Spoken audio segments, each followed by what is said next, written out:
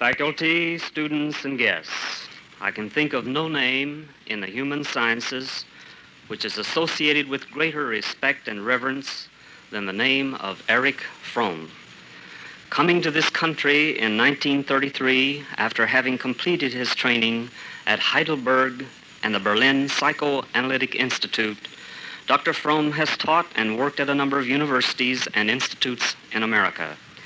At present, he is head of the Department of Psychoanalysis at National University of Mexico and professor of psychology at New York University. Not only have his writings and teachings received the attention of behavioral scientists, but also of the layman. For here we have a man deeply cognizant of the human situation, the loneliness and isolation of man in his society. I am proud and honored to present to you Dr. Erich Fromm, who will speak on the subject, Psychology of Nationalism. Dr. Fromm.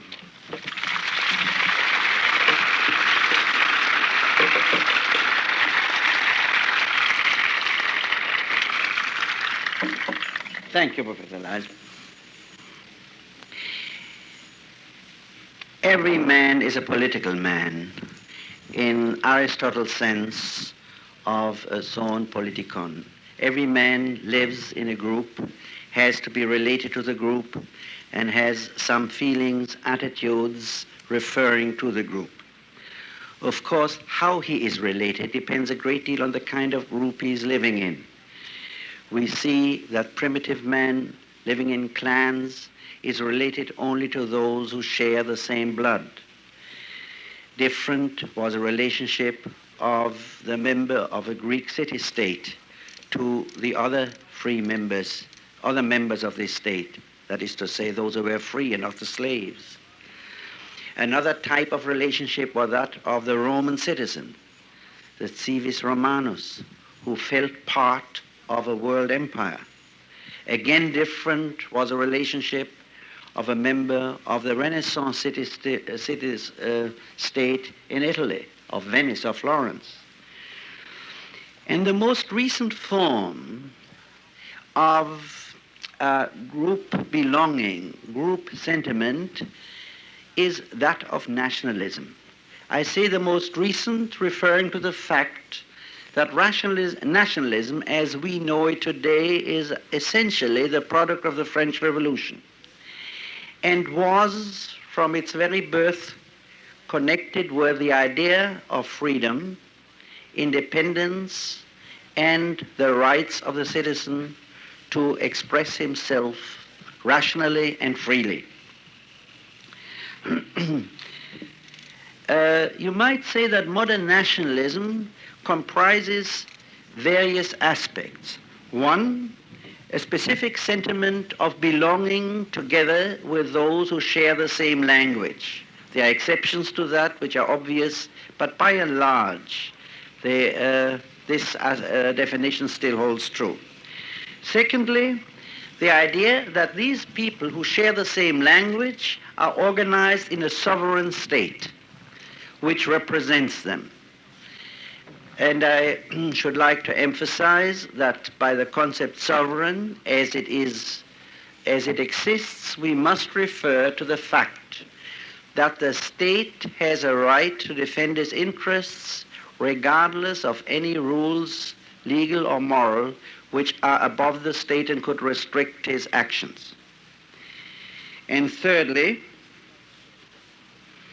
this sovereign state representing the members of the same nation is also unified by a common economy. The state supports the economy as the economy supports a state, and in the larger conglomerations this leads to the fact that the large sovereign states and the large nations develop a great deal of physical power, that is to say, of military power, which they may or may not use according to what to them seems to be the best interest of their nation.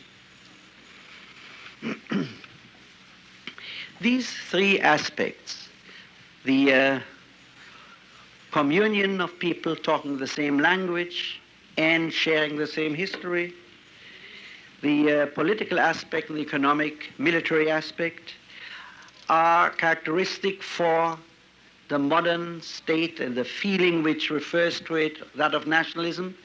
And it seemed after the First World War in 1918 that nationalism had already reached its peak by especially the creation of a number of new nations or national states which were to a large extent due to President Wilson's concept of national freedom and independence. However, those of us, and few of you who were aware of the political events of 1918 would have dreamt that this was by no means the peak of national development. Today we see that it is not only the small nations of Europe, but small nations or even newly created nations all over the world, for whom nationalism in the threefold sense which I used is the ideal, that which they are striving for. Unity of those who have the same language and sometimes who don't have the same language. Unity of those who have the same history and sometimes who have no history at all. And the expectation that all this will lead to the industrialization of this new entity, the nation. Now, there is no doubt that there is a great deal of positive values in this new nationalism. If we mean by nationalism, perhaps better a feeling of love or interest and concern for one's nation, then of course the values of this sentiment are clear. It's a value of freedom, of independence, of responsibility, of concern. And obviously, most people who speak of nationalism use the term in these positive aspects. I'm afraid that the time does not permit me to talk about the positive aspects, but I shall try to talk about the psychology of nationalism in its negative aspects. Nationalism not meant here mainly as love for one's nation, but as something for which jingoism would be one extreme expression. Or let me say, that kind of nationalism which should not really be where the love for one's nation is in contrast to the love for humanity. If you want an analogy, it's just as you have some family feelings sometimes, love for one's parents, which exclude the love for men. Sometimes you find men who love their parents so much, or their mothers, that they don't even love their own wife. Well, that is not the right kind of love, either in personal relations and in the relations to one's nation. Therefore, I shall talk about nationalism today only in this second and somewhat negative and, as I think, dangerous aspect.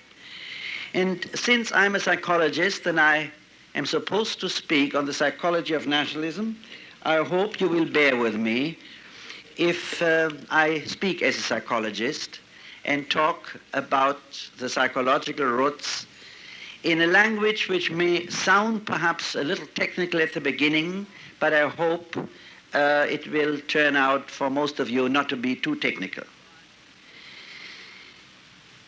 The concept about which I shall talk, and first with regard to the individual, later on trying to show how this refers to nations and groups, is a concept which was, although not first, but mainly used by Freud in his system of psychoanalysis, and that is a concept of narcissism.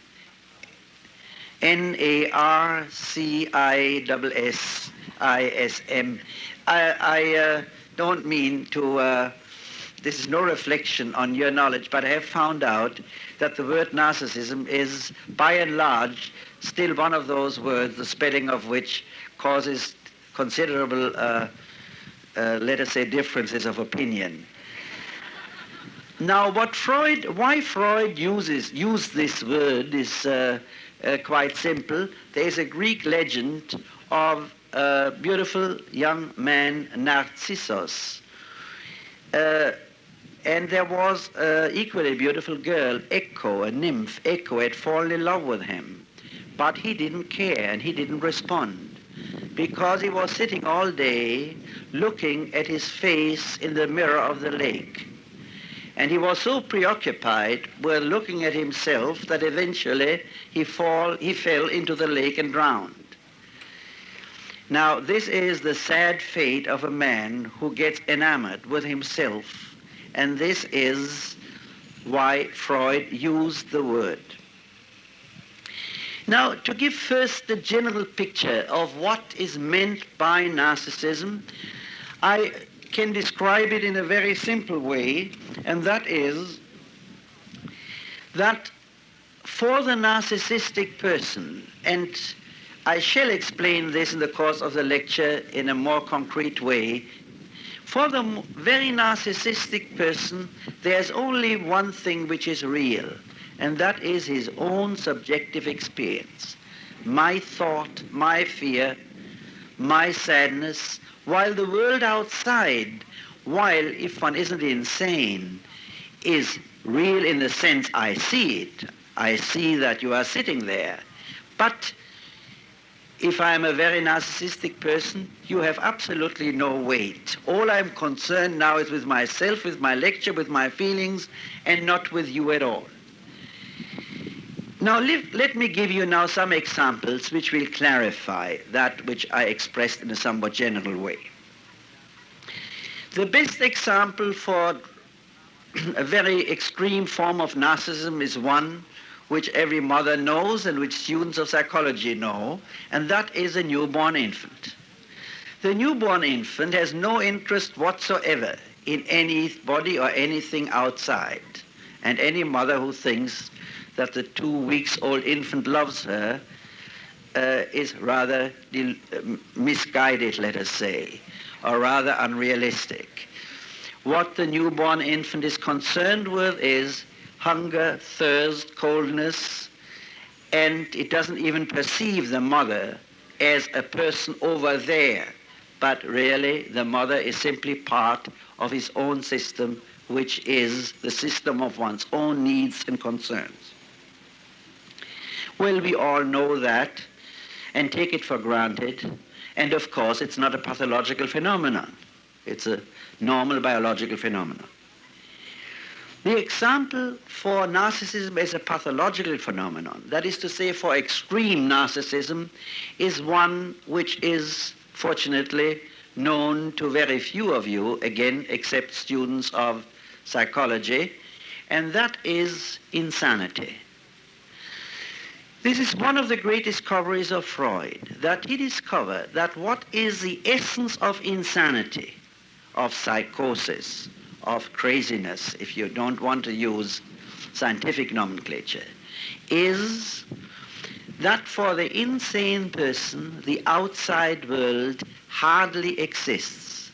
In fact, let us say in many cases of insanity, it even puts out of function our sensory perception. A person has a delusion. A person hears voices, and subjectively he hears, and yet there is no sound, there are no voices.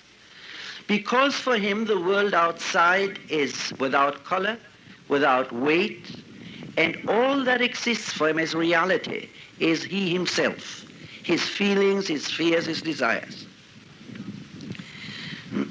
There's a joke which is a rather good joke of what is the difference between a neurotic and a psychotic. The psychotic says 2 and 2 are 5, and the neurotic says 2 and 2 are 4, but it worries me. Well, this is as good a definition as you find it in any textbook, because for the psychotic there is no reality in which 2 and 2 are 4. There's nothing that worries him, because his reality is how he feels subjectively about it. While for the neurotic person, that is to say for most of us, more or less, there are all sorts of worries, but we are sufficiently aware of the reality to recognize the distance between what is real and what bothers me personally. Let me give you one example to make it still clearer of narcissism with regard to one mental illness, to one form of insanity, which is not infrequent as insanity and rather frequent as half insanity, and that is paranoia. Let me try to be very concrete. Assuming I feel that some of you don't like me, don't like my views, will dislike my speech, and I'm worried about it. Well, in that case, I'm a little neurotic. But I still know that's all right. That is reality as one has to expect it. But assuming I suffer from paranoia, then I'm not any more worried that you may dislike me. I'm convinced that all of you, or some of you, dislike me to the degree that you want to poison me today. And then I figure out, this is an excellent occasion, here's a glass of water. I don't know where it came from, but I'm sure it wasn't watched by the police or by anybody. So there was a very simple occasion to put some poison into it and to poison me, and nobody couldn't be found out who poisoned me. Now, is that logically possible? Yes, perfectly. And in fact, paranoia is the only form of insanity which does not conflict with the laws of logic. Logically, it's perfectly possible that this happens. Is it realistically, substantially likely, or even practically speaking possible, except logically? I would say no, because experience with reality tells me that this is much less likely than having an automobile accident when I drive home. So on this basis, I drink the water. Now, what is the difference between a person who suffers from paranoia and a person who does not suffer from paranoia? It is simply that for the person who suffers from paranoia, his own subjective feeling that others dislike him is not anymore checked by his sense of reality. He takes that which is logically possible for that which is realistically likely or to be concerned with, and therefore you cannot argue with him, because reality does not have much weight for him. He is so impressed by his own desires, hates, fears, and whatever it may be, that is reality. They made a very interesting experiment in one veterans hospital where they brought two men together, each of whom had the illusion he was Jesus Christ. Now, they thought it would be interesting to see how these three men will react to each other. And somewhat to the surprise of everybody, none of the three was the slightest bit bothered by the fact that there were other two who had made the same claim. On the contrary, they were all kind of decent and friendly men, and so everyone felt compassion with the other two who were so misguided to think that they were Jesus Christ. But there was not the slightest doubt of their own role, because again, like in every psychotic person, reality has no weight. While the rest of us, I hope, are aware that of the difference between my feeling, my thoughts, the person who is extremely narcissistic is not aware of it. His feeling and thought is reality, and therefore there is no argument, because he's not impressed with reality. Now, these are extreme examples. Let me give you now a few examples which all of us experience. One is an example which any professional man experiences quite a few times, especially if he answers his own telephone. I have experienced it quite a few times. Somebody calling me up and saying he wants to have an appointment with me, and I say, as the case may be, that I'm sorry I cannot make it that day or tomorrow, but a few days later. And the man who calls up says, but doctor, I live only 5 minutes from your office. And I say, well, that's all right, but that doesn't change the fact that I just don't have time today.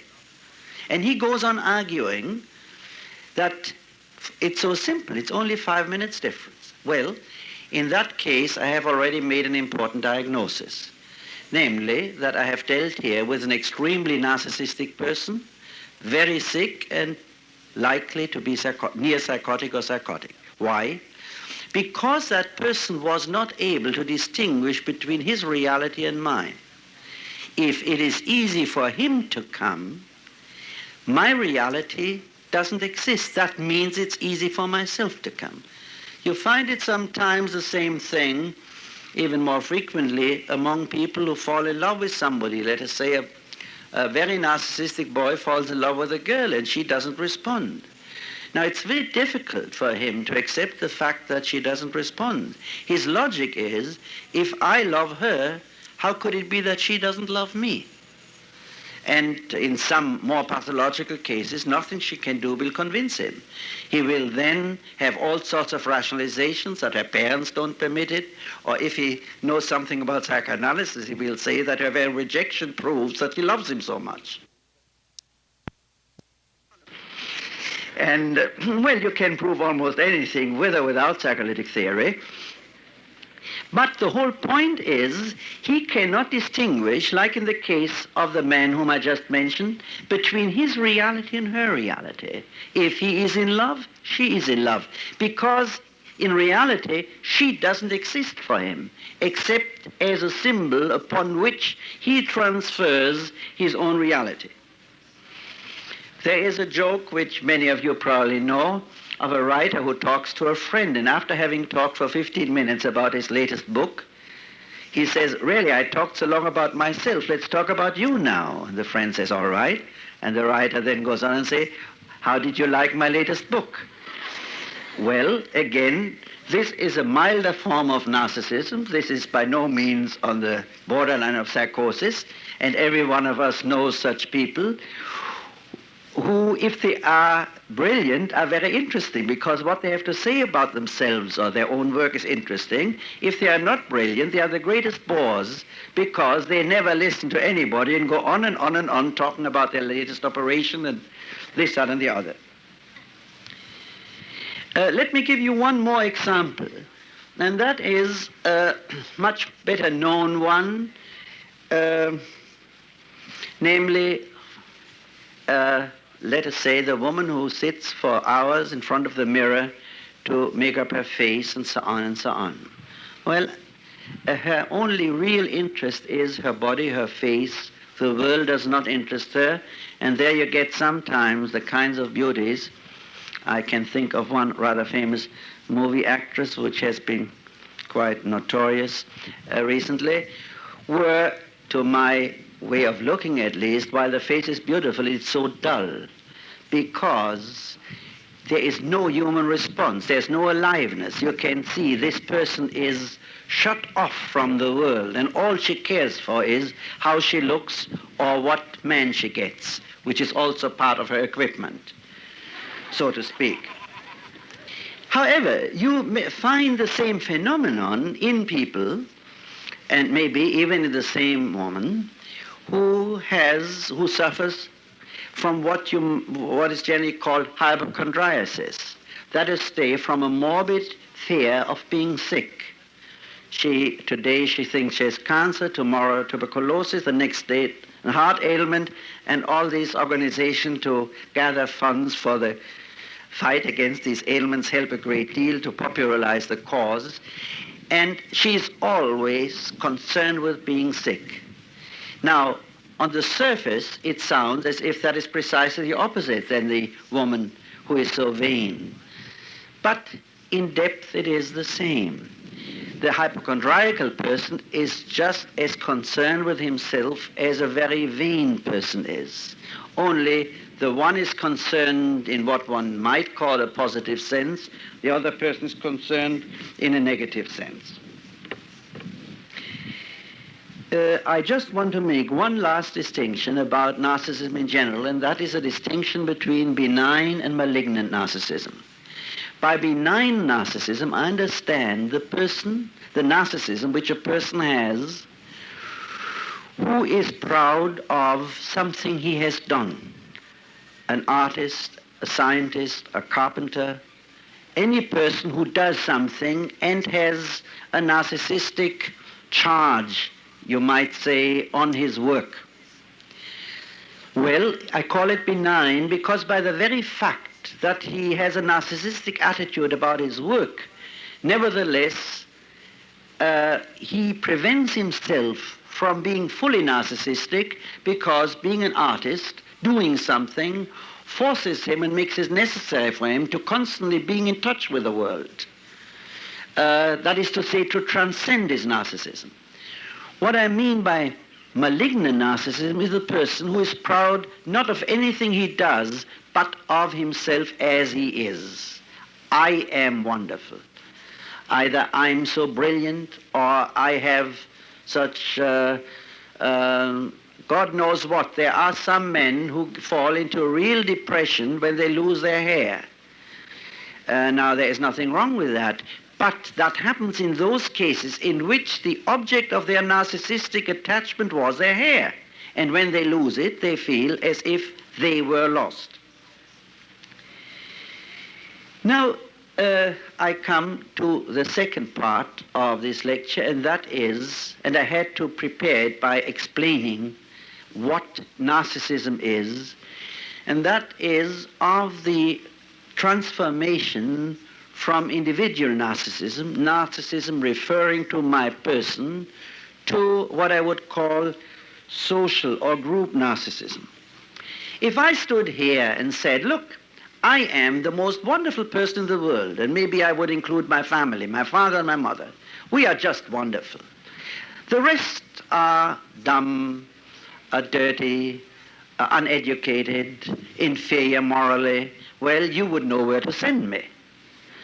But if I stood here and said, my nation, my religion, my race, my political creed are vastly superior to everybody else, and at best everybody else's nation and creed is, well, if they are wise, take us as an example, then many people, I hope not too many among you, will think that this kind of talk is very virtuous.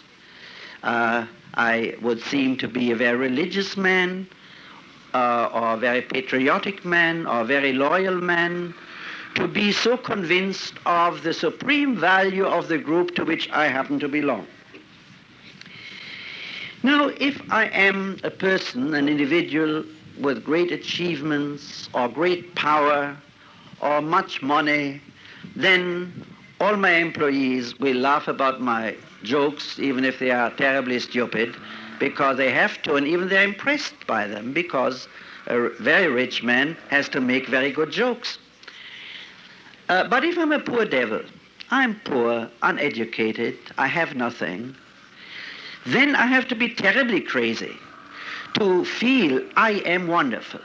But if I can feel that my group is wonderful, my religion, my race, my nation, my political party is so wonderful, then vicariously, by making the group the object of my narcissism, I arrive at the same narcissistic satisfaction which I have if I am only an individual narcissist. Now today, you might say the main objects of group narcissism are nation, race, and political creed. In the 17th century, the main object of narcissism was religion. Today, it's very difficult to understand for us how Catholics and Protestants could have suspected each other from poisoning wells, from being the agents of the devil. when we believe, well, there are certain differences, but the differences are not that vital. But so today, religious narcissism is not so potent anymore. In fact, it's not potent at all. Maybe partly because religion is not so potent anymore. But what is potent today is nationalist, racial, and political narcissism.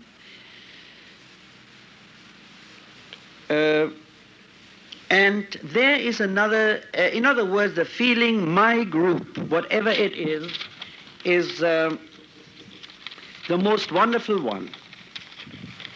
And what you find is, in fact, that the groups which are the poorest one, economically and culturally, in any country, are the one who show the greatest, most intense group narcissism. I shall take an example not from the United States, but from Germany under Hitler. It is a fact that the groups which supported Hitler was neither the middle class nor the working class, but was the old and dying and decaying lower middle class who had been destroyed partly by the increasing development of the country's economy and society, and partly by the defeat of the emperor and the loss of all those values which had been connected with the imperial system. But generally speaking, you find that narcissism is a one great compensation for the cultural economic poverty of a certain group, and the poorer the group are, the more it compensates itself for by the feeling, I am great because I belong to the most wonderful group, whether that's called whites or Americans or Aryans or something else. What matters is not the contents. What matters is here the psychological attitude of transferring one's personal narcissism to the group. Let me speak briefly about the pathology of narcissism. Among the pathological narcissism, whether it refers to individuals or whether it refers to groups, several can be mentioned which are very clear. One, the lack of judgment and reason. Naturally, if there's only reality for me which counts, and that is I, my feelings, my thought, I, to the same degree, have no reason. I do not, if we mean by reason, the capacity of seeing the world objectively, because precisely narcissism makes it impossible to seeing the world objectively, because I and the world are experienced in two entirely different forms. Secondly, of course, narcissism is the greatest contradiction to love. In fact, you might say that the essence not only of Christianity, but of all great humanist religions, Buddhism, the prophetic Jewish religion, Christianity, all could be formulated, this essence could be formulated as meaning overcome your narcissism. Love, as the Old Testament says, your neighbor and the stranger, and as the New Testament says, and love thy enemy. There is no greater expression of overcoming one's narcissism than the love of the stranger and of the enemy. If I love the stranger, then indeed I have overcome this strange phenomenon which so often is plainly pathological, and that is of giving undue importance to myself.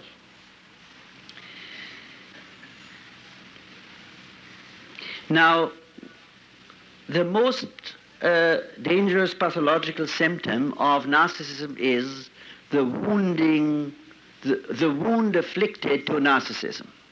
You can see that, I'm sure, among your friends and acquaintances, and I hope not among yourselves, that when you have a considerable degree of narcissism, then criticism of that to which your narcissism refers is reacted to in two ways, either by extreme hostility and anger. Now, you can't always afford to be hostile. If your boss wounds your narcissism and you start a scene, you lose your job.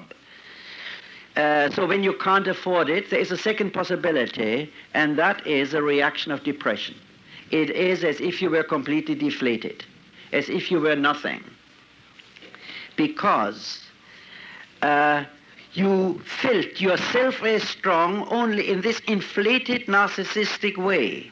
And if that inflated balloon is punctured, you are nobody. Because one is somebody only to the degree to which one is interested in the world, to which one relates to the world. If I'm only for myself, I am nobody. And the narcissistic person is only for himself. Now you find the same phenomenon among groups. Any very narcissistic group has not only this pathological overemphasis on its own group values, but it shows all the traits of fury and rage and destructiveness when anybody criticizes it. It tends to feel that others are no good. I am wonderful, and I have no mistakes and no shortcomings. And this is actually greatly helped by a mechanism which psychologists call projections, in which I project all my defects on somebody else. And so the enemy is all bad and I am all good. For instance, I think that happens to a large extent when people get so excited about the godlessness of the Russians. I think any religious person, genuinely religious person, will have to agree that unfortunately we are rather godless. In fact, that is to say, religious feelings are not an effective motivation for our actions. So, from a non-narcissistic standpoint, we would be quite concerned with our own spirituality, with our own, if you please, godlessness. But if we can project the whole problem, that we don't feel the values which we profess are real and effective in us, in ourselves, if we can project all that to the enemy, then of course we are safe. Everything is fine. And we can continue with a narcissistic picture of our own perfection. Now, there are actually two thoughts or two movements which counteract narcissism. One is a true and authentic religious attitude, and secondly, it is science in the modern sense. Because a scientist can be a good scientist only if he is highly self-critical, if he does not over-evaluate his ideas because they are his, in fact, if he is constantly busy to criticize his own ideas. Now, we should think that both the religious and the scientific development in Europe would have contributed greatly to diminish our narcissism. The fact is, as we all see, it hasn't. Religion has often become a source for a narcissistic attitude toward one's own religious group, and science often has become to a narcissistic pride in the results of science, and that is technique. And I'm afraid a good deal of our education is not truly scientific education, but technological education, in which our pride is that we can travel to the moon soon, or that we can even produce things which can destroy the whole human race. I think this is a very serious problem, and that unless we make a new step, we are in danger of losing the great achievements which the human race has made in the last 2,500 years and which Europe has and America has made in the last few hundred years. I think we must critically appraise our own ideas, our own attitude to ourselves and to the group to which we belong by becoming aware of those narcissistic aspects which falsify our judgment. That we must arrive at a new concept of humanism as it runs through from the Hebrew prophets, the Christianity, Renaissance, Enlightenment, to men in our day like Albert Schweitzer or Einstein. Humanism, which has always said that each one of us carries within himself all of humanity. Each one of us is a sinner and a thief and a murderer, although we don't act that way, but each one of us is also a saint and a good man. And as Terence said, there is nothing human which can be or should be alien to us. I think we are confronted with this alternative. Either we attempt to live up to what we preach, or we will eventually deteriorate by the narcissistic worship of ideologies and of the machines and gadgets which we create. This cannot be fulfilled, in my opinion, by a nostalgic return to the 19th century, because never can any society return to the past. I think it can be achieved by looking forward and by trying to achieve a revitalization, or if you please, a renaissance of those values on which our whole culture and society is based. And that is on reason and on the humanistic attitude towards our fellow man. I think what can save us from the worship of new idols, namely that of race, creed, and nation, and technical gadgets, is indeed only a new humanism and a new rationalism, which, however, differs from the rationalism of the 18th century by not being naive, but by being utterly realistic, if you please, cynically realistic. And that indeed, that such a revitalization would result in a paradoxical blend between faith and utter realism. Thank you.